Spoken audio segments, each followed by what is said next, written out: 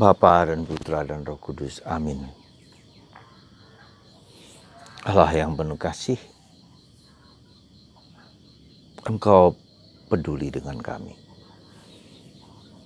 Engkau berbelas kasih kepada kami. Dan Engkau tahu kapan kami Kau kunjungi, Kau sapa, Kau jamah, dan Kau sembuhkan. Berbelas kasihlah pada kami ya Tuhan, kami orang berdosa dan lemah ini.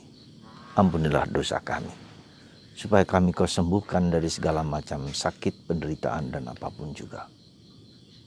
Terpujilah namamu kini dan sepanjang segala masa. Amin. Saudaraku terkasih dalam Kristus, dalam Injil hari ini kita diajak untuk melihat bagaimana Yesus menyembuhkan anak seorang pegawai istana.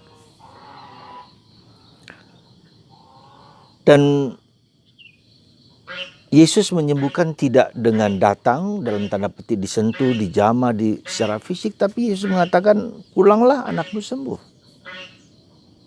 Dan persis seperti Yesus mengatakan itu, anak itu sembuh. Saudara,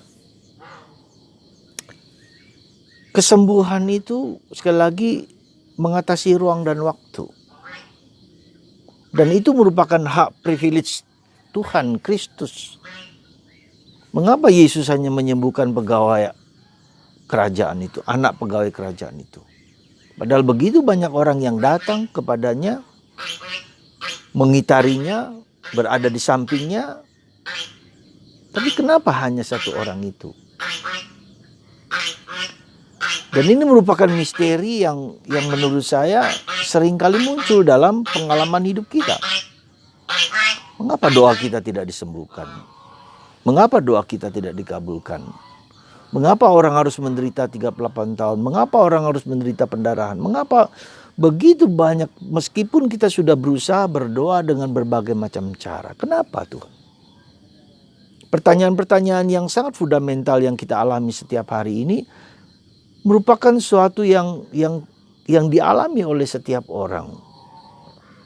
Ada orang yang sungguh-sungguh rajin berdoa, tetapi harus menderita dengan penderitaan yang tidak mudah, harus kemoterapi, kanker otak.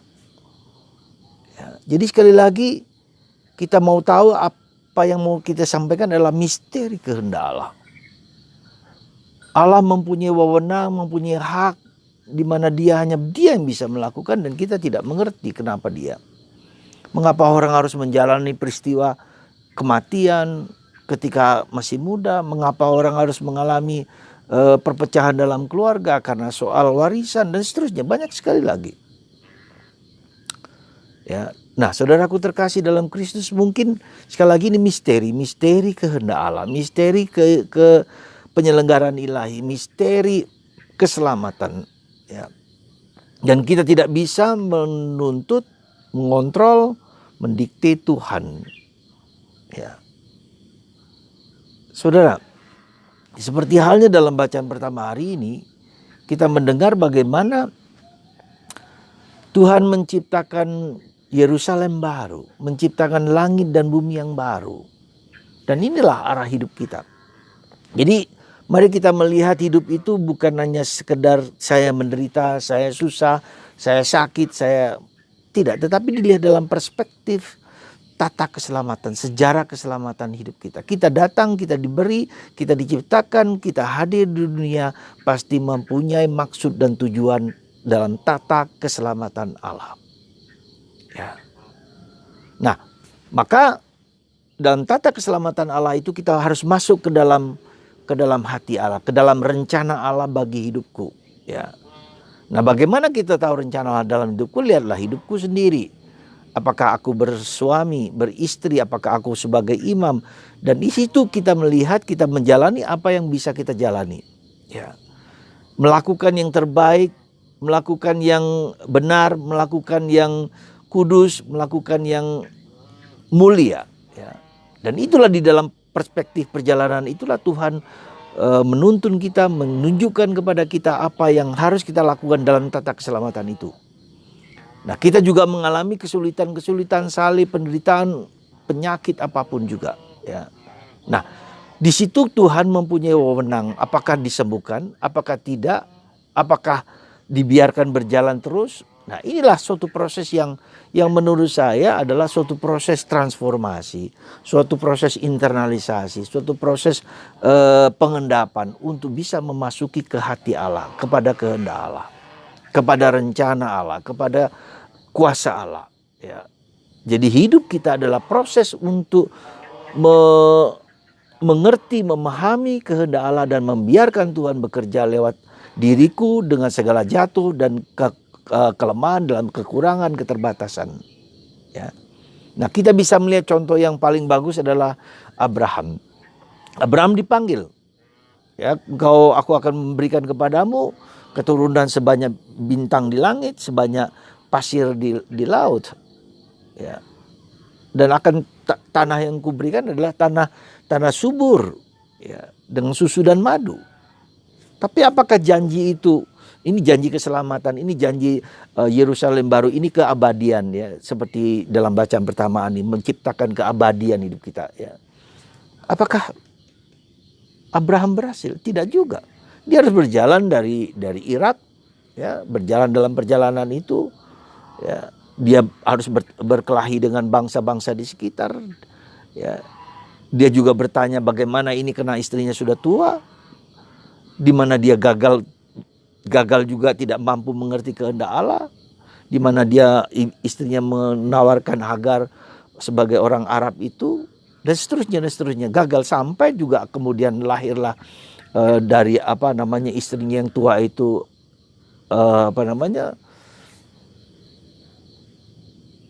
Ishak, ya, dan harus dikorbankan lagi. Jadi coba lihat jatuh bangunnya hidup kita, apakah dikabulkan semua? Juga tidak. Gagal kita mengerti, gagal kita memahami, dan itulah kehidupan kita. Maka Abraham menjadi tokoh bapak beriman.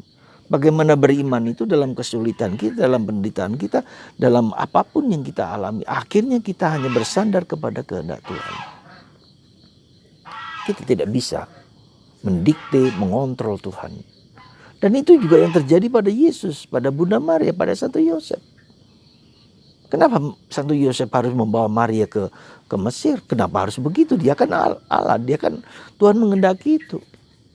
Supaya dalam proses itu kita harus melalui suatu pengalaman-pengalaman yang memang harus dialami, dan itu akan membantu kita dalam proses menolong orang lain yang mengalami hal yang serupa. Ya. Allah menjadi manusia, dilahirkan oleh Bunda Maria bukan karena Yosef, tapi karena Roh Kudus, ya, dan harus dilahirkan di kandang, ya. Dan Bunda Maria, Yesus dan Yosef kemudian mengalami kesulitan karena mau dibunuh, pergi ke Mesir dan seterusnya. Tinggal di Nazaret. Kenapa 30 tahun di sana tinggal?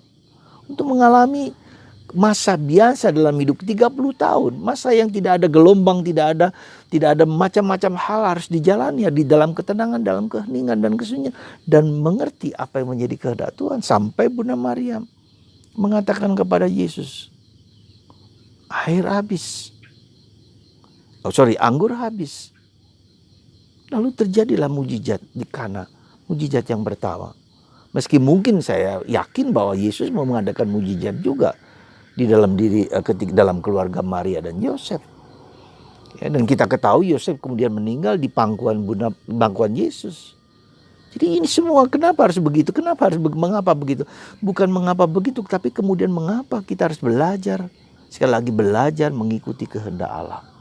Disembuhkan syukur, tidak disembuhkan dijalani dengan penuh iman dalam jatuh dan bangun, dan bukan yang gampang.